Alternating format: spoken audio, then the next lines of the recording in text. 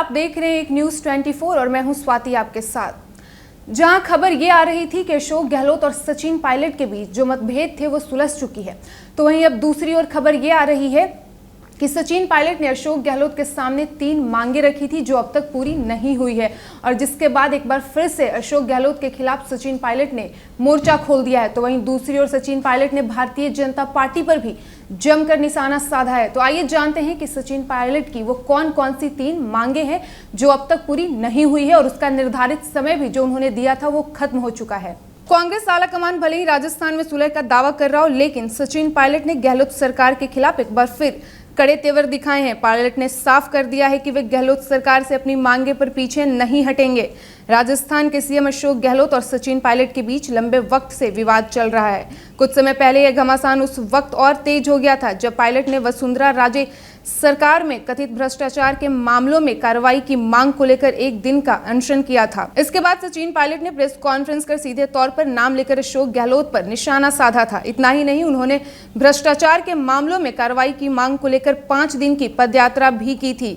इससे उनके शक्ति प्रदर्शन के तौर पर भी माना गया था। पदयात्रा के दौरान सचिन पायलट ने 3 मांगों को रखा था और 15 दिन यानी कि 31 मई तक पूरी करने का अल्टीमेटम दिया था। पायलट बीते बुधवार को अपने विधानसभा क्षेत्र टोंक के दौरे पर पहुंचे थे। यहां सचिन पायलट ने संकेत दिया कि उन्होंने अपनी मांगों पर गहलोत सरकार को जो अल्टीमेटम दिया था उसका बीते बुधवार को आखिरी दिन था। पायलट ने पत्रकारों से बातचीत में कहा कि देखते हैं कल क्या होता है। तो आइए जानते हैं सचिन पायलट ने वो कौन कौन सी 3 मांगे रखी थी। पहला जो मांग था वो था वसुंधरा राजे सरकार के खिलाफ भ्रष्टाचार के आरोपों में जांच हो, पेपर लीक से आर्थिक नुकसान झेलने वाले बच्चों को उचित मुआवजा मिले, सरकारी नौकरियों में भर्ती की प्रक्रिया को पारदर्शी बनाया जाए, आरपीएससी को भंग कर पुनः गठित किया जाए। ये 3 मांगे थी जो सचिन पायलट ने अशोक गहलोत के सामने रखी थी।